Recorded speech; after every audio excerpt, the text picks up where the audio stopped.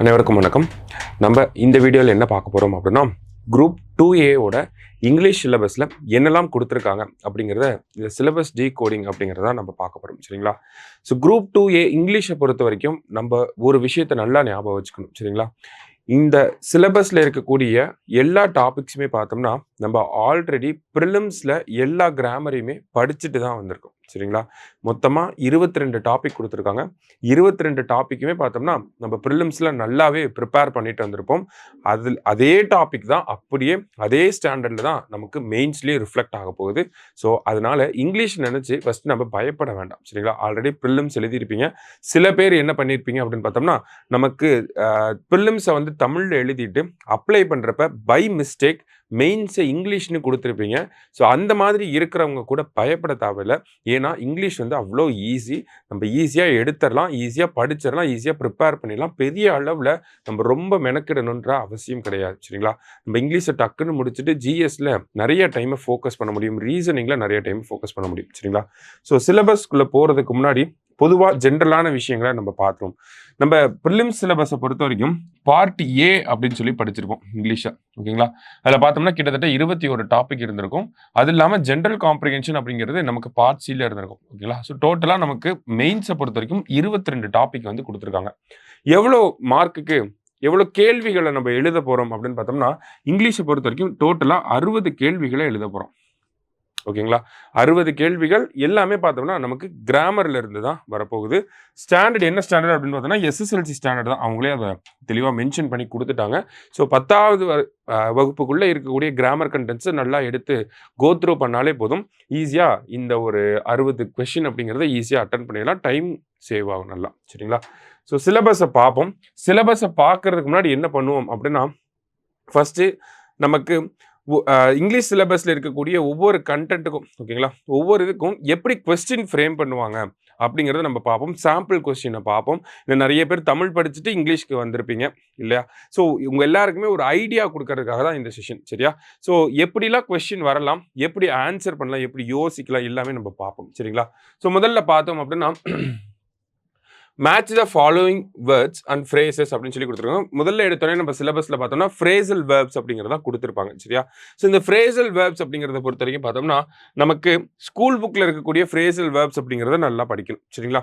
அதை தாண்டி பார்த்தோம்னா நம்ம மெட்டீரியலில் பார்த்தோம்னா நிறைய எக்ஸ்ட்ராவான ஃப்ரேசல் வேர்ப்ஸ் அப்படிங்கிறது கொடுத்துருப்போம். ஏன்னா எக்ஸாம்லேயே பார்த்தோம்னா நமக்கு ஸ்கூல் புக்கை தாண்டி ரீகான்சைல் டு அப்படிங்கிற ஒரு ஃப்ரேசல் வேர்பு கேட்டிருந்தாங்க இல்லையா? ஸோ இந்த மாதிரி ஒரு சில நேரங்களில் புக்கை தாண்டியும் போகிறாங்க. ஓகேவா? ஏன்னா ஒரு சில இடங்கள்ல செக் வைப்பாங்க இல்லையா? அது அந்த மாதிரியான இடம் தான் இந்த ஃப்ரேசல் வேர்ப்ஸ் அப்படிங்கிறதும். புக்கை தாண்டியுமே நமக்கு போகலாம். அதனால் நம்ம மெட்டீரியலில் பார்த்தோம்னா ஆல்ஃபபெட் ஏலேருந்து இசட் வரைக்கும் என்னெல்லாம் ஃப்ரேசல் வேர்ப்ஸ் இருக்கோ அது எல்லாமே நம்ம இன்க்ளூட் பண்ணியிருக்கோம். ஜஸ்ட் அதை மனப்பாடம் பண்ணணும்லாம் அவசியம் இல்லை. ஜஸ்ட் கோ த்ரூ பண்ணாலே போதும். ஈஸியாக நமக்கு ஒரு ஐடியா கிடைச்சிடும். அந்த ஐடியாவை பேஸ் பண்ணி நம்ம ஆன்சர் பண்ணிடலாம். சரிங்களா? ஸோ இங்கே என்ன கேட்டிருக்காங்க? மேட்ச் ஃபார்மேட்டில் கேட்டிருக்காங்க. ஓகேவா? ஸோ கெட் அப் அப்படின்னா நம்ம ரைஸ் அப்படின்னு சொல்லுவோம். ஓகேவா? பிரேக் டவுன் அப்படின்னா சீஸ்டு டு ஃபங்க்ஷன் அப்படின்னு சொல்லுவோம். புட் ஆஃப் அப்படின்னா போஸ்ட்பான், டேர்ன் டவுன் அப்படின்னா ரெஃப்யூஸ்.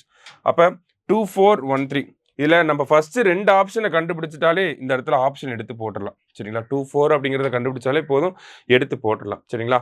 அப்போ இந்த ஃப்ரேசல் வேர்ப்ஸ்லேருந்து எப்படி நமக்கு கொஸ்டின்ஸ் வரலாம் அப்படிங்கிறத யோசிச்சோம்னா, ஒன்று டைரெக்டாக ஒரு ஃப்ரேசல் வேர்பை கொடுத்துட்டு அதுக்கு என்ன மீனிங் இருக்குது அப்படிங்கிறத கேட்கலாம்.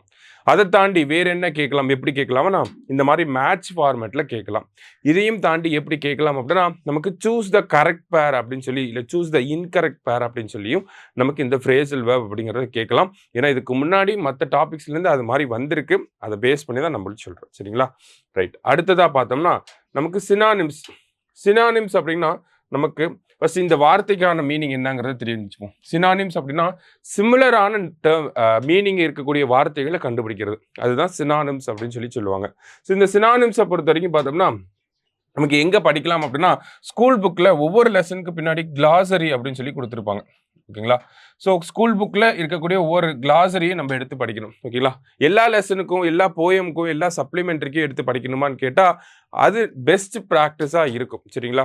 எல்லாத்தையுமே நம்ம ஒரு டைம் ரீட் பண்ணி வைக்கிறது பெருசாக நமக்கு யூஸ் தான் ஆக போகுது. ஏன்னா நமக்கு ப்ரிலிம்ஸை பொறுத்த வரைக்கும் பிக்சர் அப்படின்னு சொல்லி ஒன்று கேட்டிருப்பாங்க. பிக்சர் அப்படின்னா ஜக் அப்படிங்கிறத நமக்கு கேட்டிருந்தாங்க இல்லையா? ஸோ இது பார்த்தோம்னா நமக்கு சிலபஸில் இல்லாத 9th ஸ்டாண்டர்ட் புக்கில் தான் இருந்துச்சு ஆக்சுவலி. சரியா? அப்படிங்கிறப்ப நம்ம சிலபஸில் இருக்கக்கூடிய கிளாஸரியை நல்லா ஒரு தடவைக்கு 2 தடவை எடுத்து பார்த்தாலே போதும். சினானிம்ஸ், ஆன்டனிம்ஸ் இது எல்லாமே நம்ம ஈஸியாக போட்டுடலாம். சரிங்களா? ஸோ கொஸ்டின்ஸ் எப்படி கேட்குறாங்க அப்படின்னு பார்த்தோம்னா இந்த இடத்துல மேட்ச் ஃபார்மேட்டில் கேட்டிருக்காங்க. ஃபெரோஷியஸ் அப்படின்னா வைல்ட் அப்படின்னு அர்த்தம். சரிங்களா? இம்பெடிமெண்ட்ஸ் அப்படின்னா அப்டக்கிள்ஸ் தடைகள் அப்படின்னு அர்த்தம். அடுத்தது ஹார்ட்டி அப்படின்னு பார்த்தோம்னா நமக்கு அரகண்ட் அப்படின்னு சொல்லுவாங்க. அடுத்தது அஃப்ளிக்ஷன் அப்படின்னு பார்த்தோம்னா சாரம். சரிங்களா? இதுலேயுமே ஃபர்ஸ்ட் 2 கண்டுபிடிச்சாலே போதும். ஆப்ஷன் என்னங்கிறத எடுத்து போட்டுடலாம். சரியா? ஸோ நமக்கு இந்த சினானிம்ஸ், இந்த ஆன்டனிம்ஸ் அப்படிங்கிறதெல்லாம் பார்த்தோம்னா நமக்கு ஈஸியாக ஸ்கோர் பண்ணக்கூடிய ஏரியா.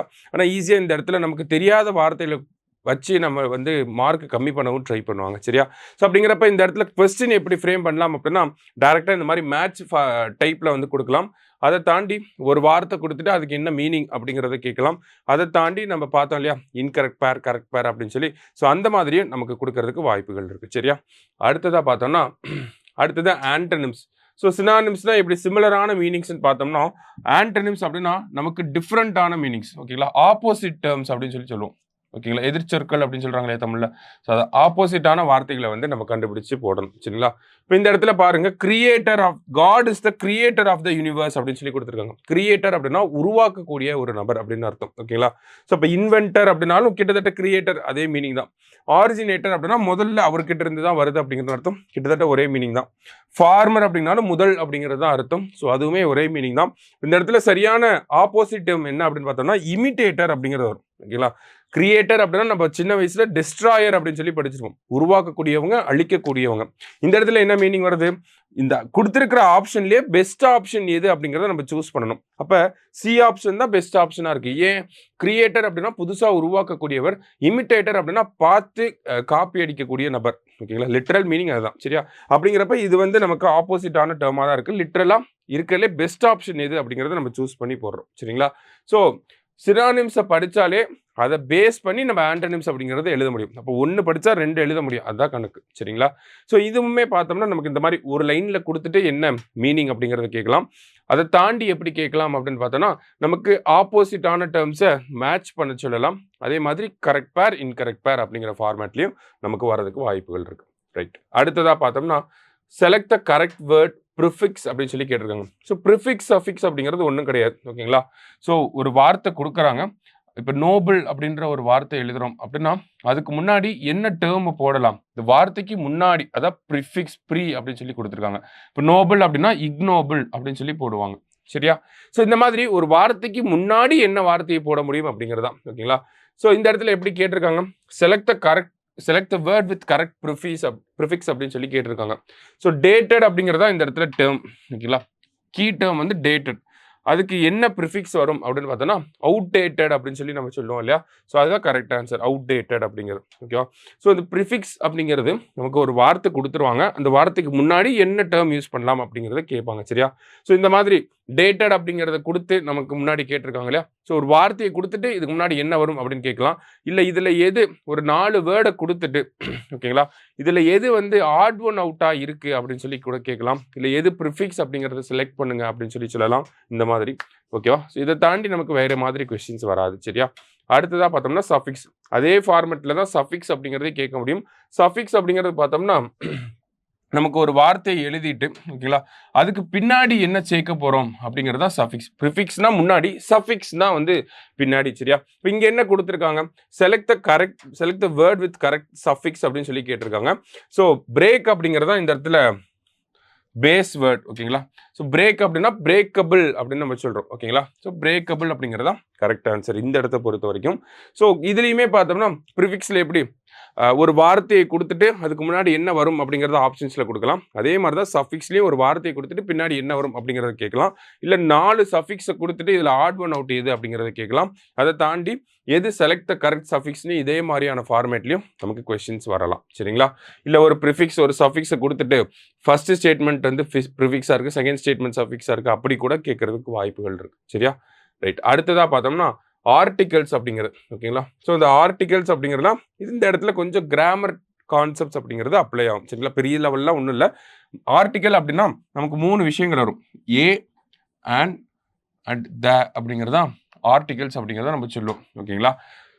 ஸோ இதே மாதிரி எக்ஸாமில் என்ன வரும் அப்படின்னா ஏ அண்ட் த, அதே மாதிரி நோ ஆர்டிக்கல் அப்படிங்கிற ஒரு கான்செப்டும் வரும். சரிங்களா? ஸோ இது கிராமர் டாபிக். கிராமரை பேஸ் பண்ணி இதுக்கு முன்னாடி பார்த்ததெல்லாம் நம்ம மோரார்லெஸ் வந்து நம்மளுடைய அண்டர்ஸ்டாண்டிங்கை பேஸ் பண்ணி போடுறது. இது கிராமர் கான்செப்டை புரிஞ்சுட்டு அதை அப்ளை பண்ணுற மாதிரி இருக்கும். சரிங்களா? ஸோ இப்போ இந்த இடத்துல பாருங்க, ஐ லேர்ன்ட் ஃப்ரெஞ்ச் அட் ஸ்கூல்னு கொடுத்து இடையில டேஷ் கொடுத்துருக்காங்க. இந்த இடத்துல ஏ வருமா, ஆன் வருமா, த வருமா அப்படிங்கிறத நம்ம கண்டுபிடிக்கணும். ஓகேங்களா? ஆக்சுவலி நம்ம கிராமர் கிளாஸஸில் வந்து இது எல்லாமே பார்ப்போம், கான்செப்ட்ஸ் எல்லாமே. So I learned French at school அப்படிங்கிற இந்த இடத்துல எந்த ஒரு ஆர்டிக்கிளுமே வராது. அதான் டி ஆப்ஷனில் நோ ஆர்டிக்கல் அப்படின்னு சொல்லி கொடுத்துருக்காங்க. ஸோ டி ஆப்ஷன் அப்படிங்கிறத கரெக்ட் ஆன்சர். சரிங்களா? ஸோ அப்போ இந்த ஆர்டிகல்ஸ் அப்படிங்கிறது பார்த்தோன்னா லைட்டாக கிராமரை நம்ம அப்ளை பண்ணுற மாதிரி இருக்கும். ஆனால் ஈஸியான டாபிக் தான். ஏ அண்ட் த இந்த மாதிரி யூஸ் பண்ணி நம்ம போடுறது. எப்படி கொஸ்டின்ஸ் ஃப்ரேம் பண்ணலாம்னா இதே மாதிரி ஃபார்மேட்டில் ஒரு லைனில் கொடுத்துட்டு நமக்கு ஃப்ரேம் பண்ணலாம். 2-3 ஆர்டிகல்ஸை கொடுத்துட்டு இதில் எது கரெக்ட் ஸ்டேட்மெண்ட்ஸ் அப்படின்னு சொல்லி கூட கேட்கலாம். ஓகேங்களா? ஸோ ஸ்டேட்மெண்ட் ஃபார்மேட்டில் வர்றதுக்கும் வாய்ப்புகள் இருக்குது. ஏன்னா அந்த அளவுக்கு ப்ரிப்பேர் ஆயிடணும் நம்ம. சரிங்களா? எப்படி கேட்டாலும் எழுதுகிற அளவுக்கு. அடுத்தது fill in the blanks with suitable preposition அப்படின்னு சொல்லி கொடுத்துருக்காங்க. ஓகேங்களா? ஸோ ப்ரிப்போசிஷன் அப்படின்னு பார்த்தோன்னா நமக்கு நிறைய டைப்ஸ் வந்து இருக்குது. ஓகேங்களா? இதுவுமே நம்ம கான்செப்ட் ப்ளஸ் அண்டர்ஸ்டாண்டிங்கை பேஸ் பண்ணி எழுதக்கூடிய ஒரு டாபிக் தான். ஓகேங்களா? ஸோ ப்ரிப்போசிஷன் எக்ஸாம்பிளுக்கு என்ன கொடுத்துருக்காங்க அப்படின்னு பார்த்தோன்னா டோன்ட் க்ரை டேஷ் ஸ்பில்ட் மில்க் அப்படின்னு சொல்லி கொடுத்துருக்காங்க. ஓகேங்களா? ஸோ இந்த இடத்துல என்ன வரும் அப்படின்னு பார்த்தோன்னா don't cry over spilt milk அப்படின்னு சொல்லுவாங்க.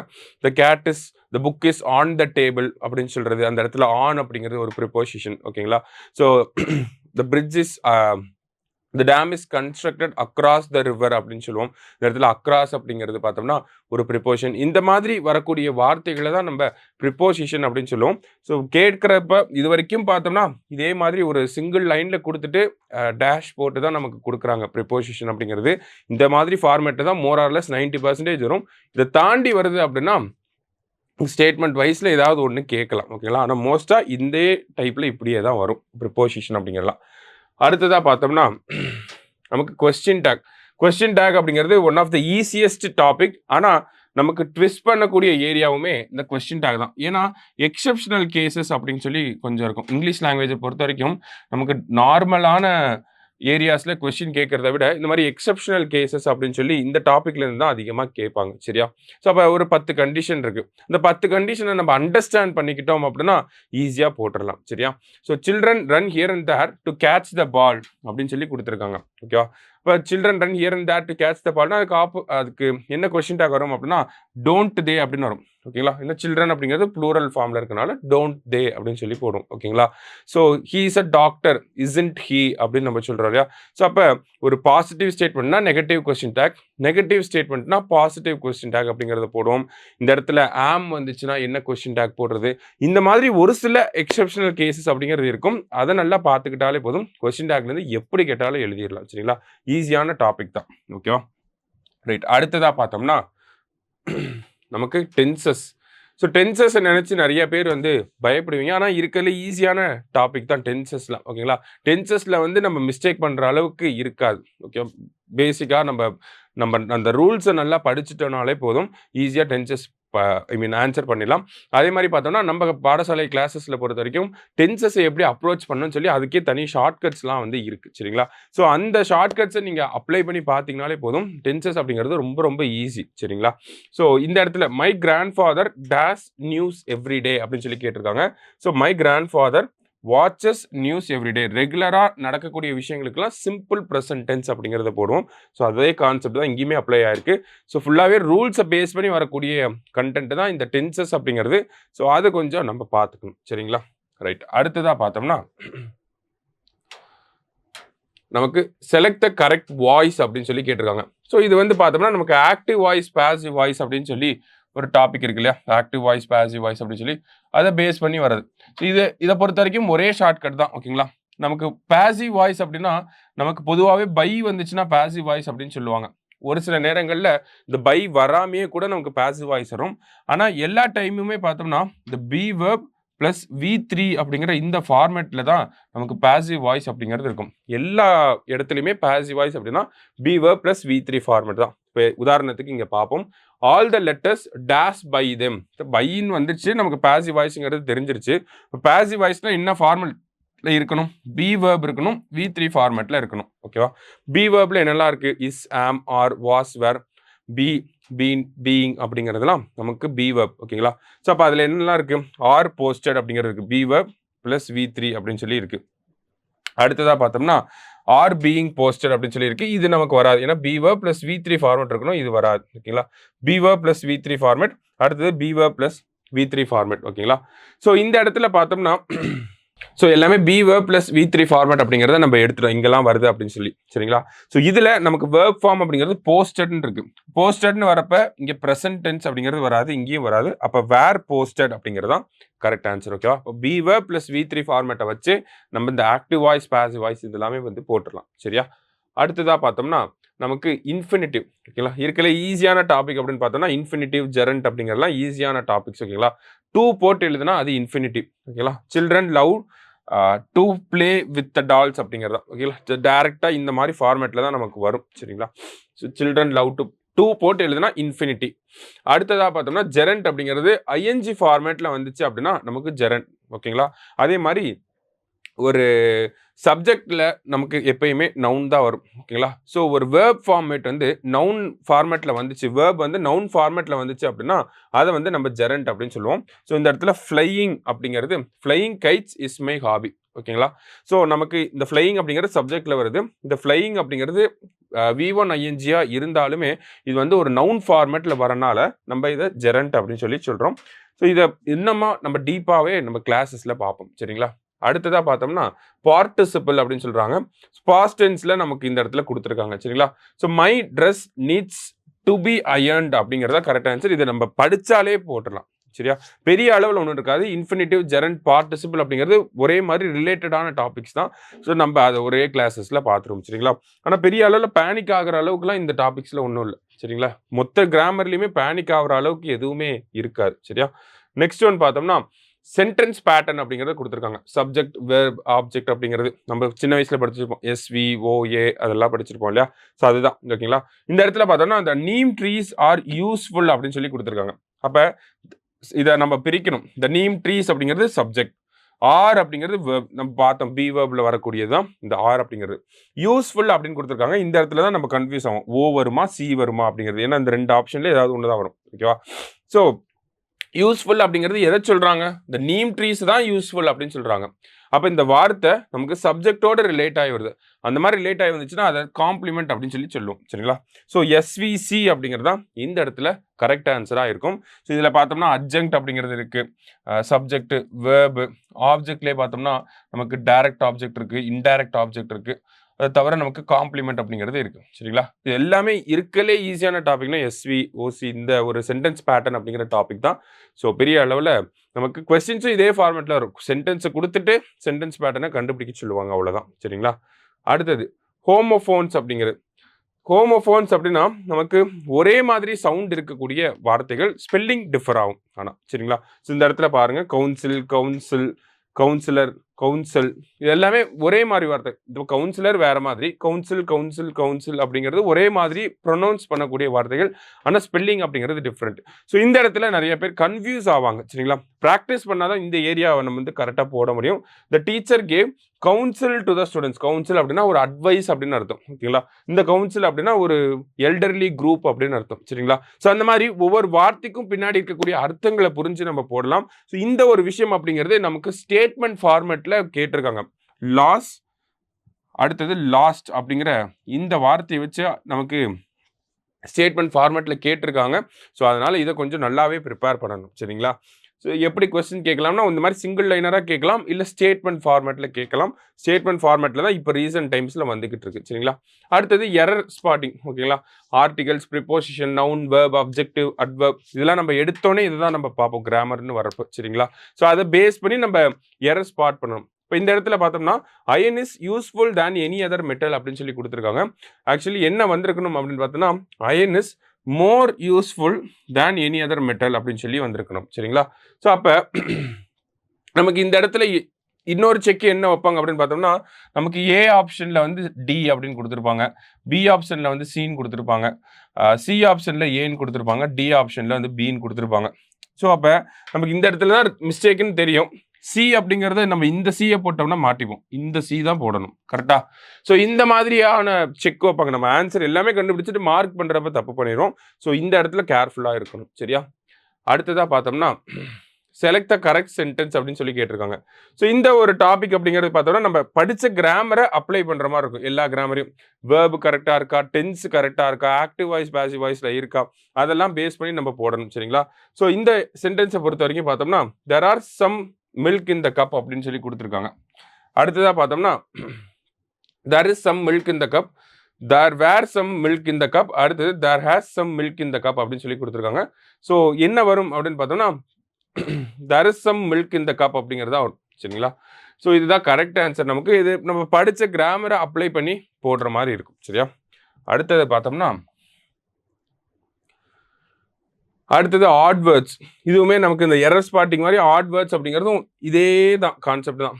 படிச்ச விஷயங்கள அப்ளை பண்ணி போடுறது. இப்போ எக்ஸாம்பிளுக்கு இந்த இடத்துல எது வெர்ப் அப்படிங்கிறத கண்டுபிடிக்க சொல்லியிருக்காங்க. ஓகேங்களா? ஸோ பாய், பாய்ஹுட், பாய்ஸ் இது எல்லாமே நவுனு. பைகாட் அப்படிங்கிறது தான் வெர்ப் இந்த இடத்துல. ஸோ இது நமக்கு எது நவுன்னா எப்படி இருக்கும்? வெர்ப்னா எப்படி இருக்கும்? அட்ஜெக்டிவ்னா என்ன? அட்வெர்ப்னா என்னன்ற அந்த விஷயத்துக்கான டெஃபினிஷன் புரிஞ்சிருச்சு அப்படின்னா, இத ஈஸியா போட்டுறலாம். சரிங்களா? பெரிய லெவல்லாம் ஒண்ணும் கிடையாது. ஆனா இதெல்லாம் கொஞ்சம் ட்விஸ்ட் பண்ணக்கூடிய ஏரியாஸ். ஓகேவா? இந்த இடத்துல ஈஸியா இருக்கு.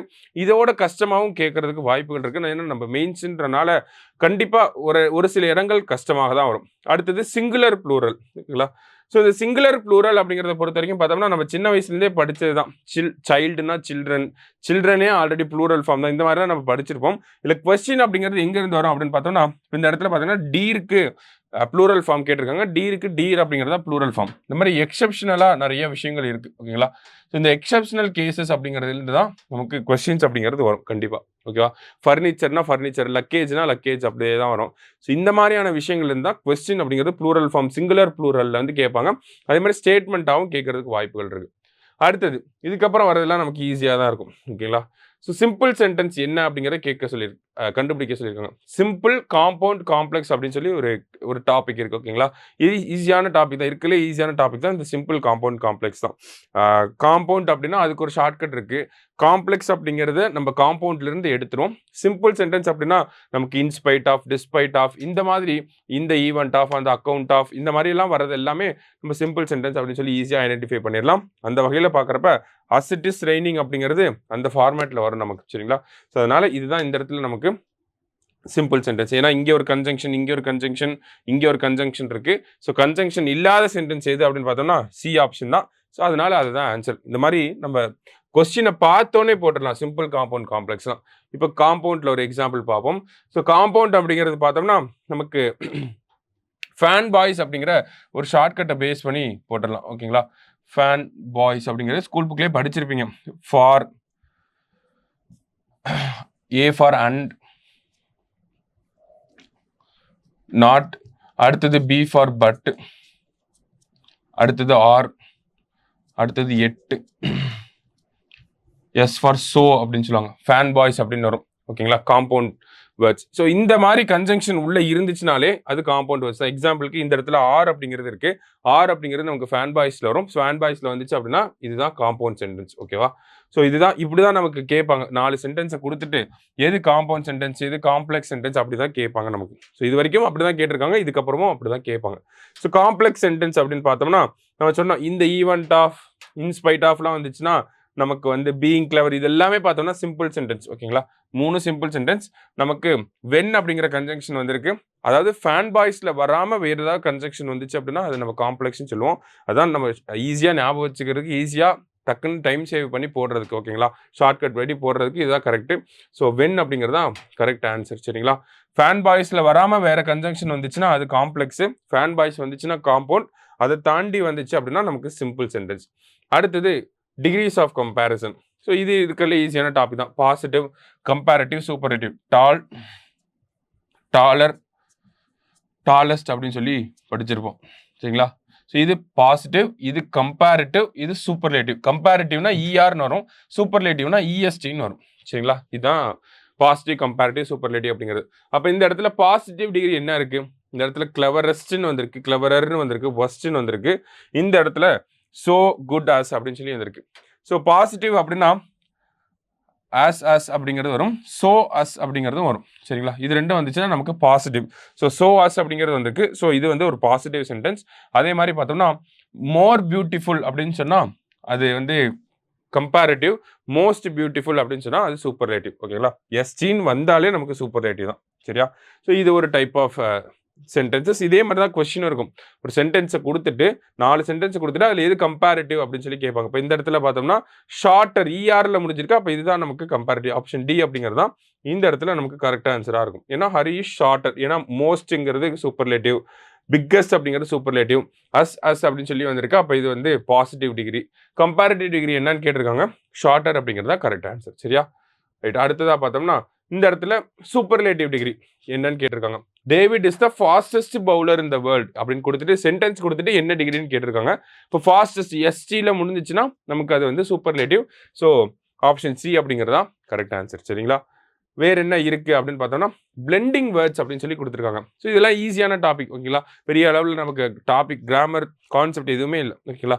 2 வார்த்தையே ஒன்னா சேர்த்தா ஒரு வார்த்தை வரும். அதுதான் இந்த பிளெண்டிங் வேர்ட்ஸ். ஓகேங்களா? எக்ஸாம்பிளுக்கு கேமரா பிளஸ் ரெக்கார்டர் அப்படின்னா கேம் கார்டர் அப்படின்னு சொல்றோம். தமிழ் பிளஸ் இங்கிலீஷ்னா தங்கிலீஷ்னு சொல்றோம் இல்லையா? அதே கான்செப்ட் தான். இப்போ இதுல எது பிளெண்டட் வேர்ட் அப்படின்னு கேட்டிருக்காங்க. எக்ஸாம்பிளுக்கு பிரேக்ஃபாஸ்ட் பிளஸ் லஞ்ச் அப்படிங்கிறத பிரஞ்ச் அப்படின்னு சொல்லுவோம். அப்போ டி ஆப்ஷன் தான் நமக்கு கரெக்ட் ஆன்சர். சரிங்களா? இந்த மாதிரி இருக்கக்கூடிய விஷயங்களை தான் நம்ம பிளெண்டட் வேர்ட்ஸ் அப்படின்னு சொல்லி சொல்லுவோம். அடுத்ததாக பார்த்தோம்னா compound words. So compound words அப்படிங்கிறது நமக்கு 2 வார்த்தையை சேர்த்து ஒரு வார்த்தையை கொண்டு வருது. சரிங்களா? நவுன் பிளஸ் நவுன்ல கண்டுபிடிக்க சொல்லுவாங்க, நவுன் பிளஸ் வேர்பு சொல்லுவாங்க. இந்த மாதிரியான விஷயங்கள் தான். இப்போ எக்ஸாம்பிளுக்கு பாருங்க, நைஃப் அப்படிங்கிற வேர்டோட எந்த வேர்டை சேர்க்க முடியும் அப்படிங்கிறத கேட்டிருக்காங்க. அப்போ நைஃப் எட்ஜ் அப்படிங்கிறது தான் இந்த இடத்துல கரெக்ட் ஆன்சர். சரிங்களா? இதுலேருந்து கொஸ்டின் ஃபார்மேட் அப்படிங்கிறத பார்த்தோன்னா நமக்கு நவுன் பிளஸ் நவுன், ஜெரன் பிளஸ் நவுனா கண்டுபிடிங்க அப்படின்னு சொல்லி ஒரு சிங்கிள் லைன்ல கொடுக்கலாம். அல்லது இந்த சைடு 4 காம்பவுண்ட் வேர்ட்ஸ், அந்த side noun plus verb, noun plus noun, verb plus noun, gerund plus noun அப்படின்னு சொல்லி அந்த சைடு கொடுத்துட்டு இதை மேட்ச் பண்ண சொல்லலாம். ஓகேங்களா? இந்த மேட்ச் ஃபார்மேட்ல அதிகமாக வரதுக்கு வாய்ப்புகள் இருக்கு. அடுத்ததாக பார்த்தோம்னா பிரிட்டிஷ் இங்கிலீஷ், அமெரிக்கன் இங்கிலீஷ் அப்படின்னு கொடுத்துருக்காங்க. இது நம்ம சின்ன வயசுலேருந்தே படிச்சதான். பிஸ்கட்னா குக்கீஸ், லாரினா ட்ரக் இப்படின்லாம் நம்ம படிச்சிருப்போம் இல்லையா? அதே தான் பெட்ரோல்னா கேசோலின் அப்படிங்கிறதையும் சின்ன வயசுலேயே படிச்சிருப்போம். ஸ்கூல்லேயே படிச்சிருப்போம். அதே தான் அப்படியே இங்கே படிக்க போகிறோம். இதுக்குள்ள பெருசாக வேறு ஒன்றுமே கிடையாது. கேட்டால் இதே மாதிரி டேரெக்டாக கேட்கலாம், இல்லை மேட்ச் பண்ண சொல்லலாம். மேட்ச் பண்ண கூட சொல்ல மாட்டாங்க, கரெக்ட் இன்கரெக்டாக கேட்க சொல்லலாம். ஓகேவா? ஸோ இது வந்து பிரிட்டிஷ் இங்கிலீஷ், அமெரிக்கன் இங்கிலீஷ். அடுத்ததாக கடைசியாக பார்த்தோன்னா ஜென்ரல் காம்ப்ரிஹென்ஷன். ஜென்ரல் காம்ப்ரிஹென்ஷன் அப்படிங்கிறது பெருசாக ஒன்றுமே இல்லை. என்ன பண்ணுவாங்க அப்படின்னா இந்த மாதிரி ஒரு பேராகிராஃப் கொடுத்துருவாங்க. இந்த பேராகிராஃப்லேருந்து ஒரு 4-5 கொஸ்டின் கேட்பாங்க. சரிங்களா? இதுதான் ஜென்ரல் காம்ப்ரிஹென்ஷன் அப்படிங்கிறது. பேராகிராஃபை கொடுத்துட்டு பேராகிராஃப்லேருந்து ஒரு 5 கொஸ்டின் கேட்பாங்க. ஈஸியாக 5 மார்க் வாங்கக்கூடிய ஏரியானா அது ஜென்ரல் காம்ப்ரிஹென்ஷன் தான். ஓகேங்களா? ஸோ இப்போ நம்ம சிலபஸில் இருக்கக்கூடிய மொத்த கண்டென்ட்டையுமே பார்த்துட்டு அதில் என்னென்ன மாதிரியான கொஸ்டின்ஸ்லாம் கேட்பாங்க அப்படிங்கிறத பார்த்துருக்கோம். இதுதான் இப்போ இங்கிலீஷ் சிலபஸ் அப்படிங்கிறது. ஃப்ரேசல் வெர்ப்ஸ், சினானிம்ஸ், ஆண்டனிம்ஸ், நமக்கு வந்து ப்ரிஃபிக்ஸ், அஃபிக்ஸ் இருக்குது, ஆர்டிகல், ப்ரிப்போசிஷன் எல்லாமே பார்த்தோம்னா ஈஸியான டாபிக் தான். எங்கே படிக்கலாம் இதெல்லாம் அப்படின்னு பார்த்தோம்னா ஃபர்ஸ்ட் பேசிக் எப்பயுமே பார்த்தோம்னா ஸ்கூல் புக் தான். ஓகேங்களா? 6th ஸ்டாண்டர்ட்லேருந்து 10th ஸ்டாண்டர்ட் வரைக்கும் இருக்கக்கூடிய இங்கிலீஷ் ஸ்கூல் புக், அதுக்கு பின்னாடி இருக்கக்கூடிய ஒவ்வொரு லெசனுக்கு பின்னாடி கிராமர் அப்படின்னு சொல்லி டாபிக் இருக்கும். ஸோ அந்த கிராமர் டாபிக்ஸில் எங்கெல்லாம் நம்மளோட சிலபஸோட ரிலேட் ஆகி வருதோ அந்த டாப்பிக்கை மட்டும் படித்தா போதும். எல்லா கிராமரையும் படிக்க தேவையில்லை. அந்த நம்ம சிலபஸோட ரிலேட் ஆகி வரக்கூடிய கிராமரை மட்டும் நல்லா எடுத்து படிச்சுக்கோங்க. அதுவே போதும். சரிங்களா? அதே மாதிரி இந்த கண்டென்ட்டை படித்தாலே போதும், நீங்கள் 60 out of 60 அப்படிங்கிறத ஈஸியாக வாங்கிடலாம். ஒரு சில இடங்கள்ல செக் வைப்பாங்க. ஓகேங்களா? இப்போ 60க்கு 55 வாங்குறது ஈஸி, 53, 54 வாங்குறதுலாம் ஈஸி. 60க்கு 60 வாங்குறது கஷ்டமா இருக்கும். ஏன்னா 4-5 கொஸ்டின் செக் வைப்பாங்க. சரியா? ஸோ அதுக்கு நம்ம ப்ரிப்பேர் ஆகிட்டோம் அப்படின்னா 60 out of 60 அப்படிங்கிறத ஈஸியாக எடுத்துடலாம். அது வந்து ஆல்ரெடி ப்ரிலிம்ஸ்க்கு நான் இங்கிலீஷ் படிச்சுட்டு மெயின்ஸ்க்கு இங்கிலீஷ் படிக்கிறவங்களுக்கும் ஈஸி தான். ப்ரிலிம்ஸை தமிழில் படிச்சுட்டு மெயின்ஸ் இங்கிலீஷ் படிக்கிறேன் அப்படிங்கிறவங்களுக்கும் இந்த 55 மார்க் வாங்குறது ஈஸி தான். அந்த 5 மார்க்குக்கு நீங்கள் போடுற உழைப்பு தான் அந்த இன்னொரு 5 மார்க் அப்படிங்கிறது. சரியா? ஸோ 60 out of 60 அப்படிங்கிறது தான் லாங்குவேஜை பொறுத்த வரைக்கும் உங்களோட எய்மாக இருக்கணும். அப்போ தான் நமக்கு ரீசனிங், அடுத்த சப்ஜெக்ட்ஸ் அந்த ஜிஎஸ்ல எல்லாம் நம்ம கொஞ்சம் அங்கே ஏதாவது மிஸ் பண்ணால் கூட இங்கே நம்ம மேனேஜ் பண்ண முடியும். சரிங்களா? அதே மாதிரி படிக்கிறதுக்குமே அவ்வளோ டைம்லாம் ஆகாது. டெய்லியும் ஒரு 2 டாபிக் படிச்சீங்கனாலே 10 நாள்ல மொத்த இங்கிலீஷுமே முடிச்சிடலாம். 10, 11 நாள்ல மொத்த இங்கிலீஷுமே முடிச்சிடலாம். சரிங்களா? ஸோ பயப்படாம தைரியமா ப்ரிப்பேர் பண்ண ஆரம்பிங்க. இங்கிலீஷ்ல கண்டிப்பா 60க்கு 60 எடுக்கலாம். சரியா? ஸோ நம்ம பாடசாலை எல்லாத்துலயுமே வந்து கிளாஸஸ் வந்து ஸ்டார்ட் ஆயிருச்சு. ஸோ ஜாயின் பண்ணி படிக்க ஆரம்பிச்சுருங்க. நன்றி.